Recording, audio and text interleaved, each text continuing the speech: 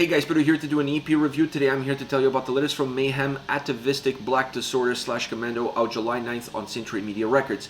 This release has 7 tracks, 24 minutes in length, and they are an iconic, and I stress that, iconic Norwegian black metal band. Now we're going to go track by track, but before we do that, I want to give you a quick overview of this release and these 7 songs. You can really break them down into 2 sides, side A and side B. Side A is the more traditional Mayhem side with 1 unreleased song and 2 demon bonus tracks, so it's a little bit of an extension of their previous record. And then on side B you have 4 covers, perhaps a more organic, fun side of the band. I'll tell you this much, after listening to this EP, I could totally go for a full-length album just of covers. I really like what they did with these covers. I really like the sonic perspective that they brought and how they kept a lot of the original feelings alive and just gave it their own spin, their own Mayhem twist to them. But let's go track by track, and starting off with Voces ab Alta, the new track, the only unreleased track on this EP. I like the sound that it has, super atmospheric. It really encapsulates perhaps a synopsis of everything of their previous record had to offer in one single track. I love how it comes across. The vocals are outstanding, very atmospheric, really adding layers to the overall experience of the song, becoming another instrument within the overall layers of the track. I just love how much sound this song has, how much power and presence it has. Incredible drums, really ripping, chilling guitar riffs throughout, and just pure darkness. This song is Mayhem, and like I said, this track really feels like a conclusion, or at least, like I said earlier, a synopsis of everything their latest record had to offer, top to bottom. Everything that album was all about. They took bits and pieces of it, put it in one single track, and that's exactly what Voces ab Alta is all about.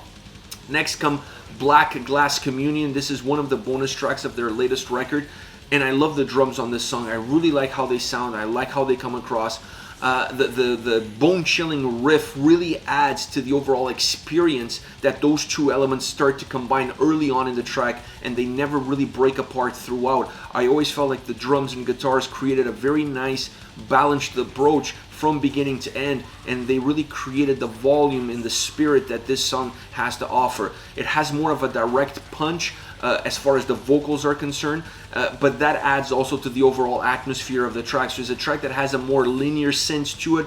It doesn't deviate too much, and because of that becomes very cohesive. It becomes very strong and very compact all the way through. Versatile still. It's a song that still offers some nuances, some peaks and valleys, but it doesn't really deviate too much off of that beaten path, and it really allows you to combine strength, sound, and atmosphere all in one and have an incredible song that has just a really magnificent way of being constructed and delivered. Next you have Everlasting Dying Flame, another bonus track from their latest record, Demon. The darkness in this song is just outstanding. That's really the first thing that you notice when you listen to this track.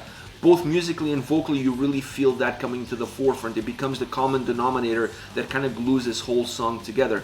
I like the fact that this is a track that has a little bit of a sinking feeling to it. The more that you get into this song, the deeper it feels like it's moving towards within you. It's a song that doesn't stay at the surface, that doesn't have this lingering feeling, that it just really feels not necessarily heavy, but it feels like it's going down. It's just sinking into your soul. The way it sounds, the way the vocals come across, everything about this track just has that motion, just has that ambiance to it. The drums are ferocious on this track, really consistent from that perspective from top to bottom. They really set the tone, they really set the tempo of the song.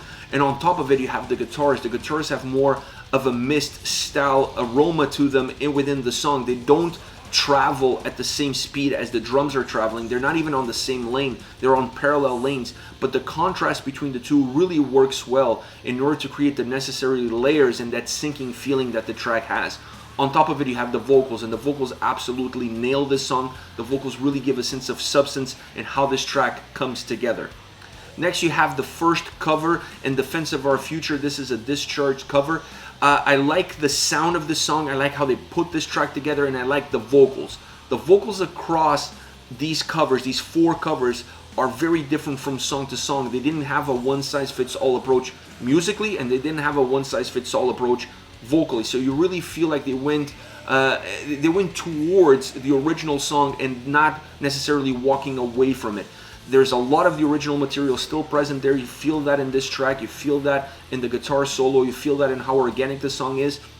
but it also has the Mayhem touch as far as the overall style and feel that the track puts forward. So it's a nice balance of keeping the original intact, or as intact as possible, but still giving it the Mayhem DNA in order for this track to feel different, to feel a little bit as if it was their own song. Next comes Hellnation, Dead Kennedy's cover. This is my second favorite cover on this album. I love what they did with this track. Once again, changing the vocals ever so slightly to match the needs of the song, to match the needs and the vibe that the original track had. It has the same intensity. It just feels very straightforward. Great guitar sound, great drum sound, but the vocals to me is really what sets this track apart, and it's really what sets this cover and moves this cover into a different whole level. And that's why it's my second favorite cover on the album, because I really felt that it was just a very interesting track in terms of how they attack it, in terms of how they organize it, and then in terms of how they deliver it, with the vocals being right in the forefront of that. Next you have Only Death, a Rudimentary Peni cover. Really interesting song. The vocals on this track, once again, changing, morphing, going towards the original, giving you a little bit of a different vibe, a different sense, but still staying very connected. A very straightforward track. There's no pauses here. It's just pedal to the metal from the beginning to the end. Super aggressive, super intensive. A really interesting track to choose to put in this compilation, because I really feel like it allows the band to be a little bit more direct in the song itself and show a more natural side that they have within them. They didn't really have to work too much in terms of creating a balance throughout the song. They just had to be aggressive. They just had to be natural. Press, record, and go. That's exactly the vibe that I got listening to this cover. And they kept the original, not intact completely, but they kept a lot of the original parts there. Once again, just giving it their own spin. Last, but definitely not least, comes Commando, Ramones cover. This is my favorite cover on this album. Now, Ratch du Perão, RDP, they have a cover of this song, and that was my favorite Ramones cover up until today, the moment that I listened to this. How good that cover is still not as good as this one.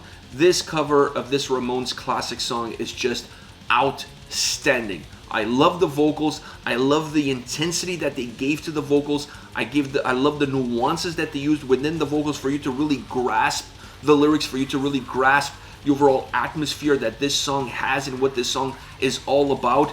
They turned the knob all the way to 11, kept a lot of the original material there as far as the song construction and as far as the vibe is concerned, but they just made this song even punkier, even darker, with this black metal atmosphere that surrounds it.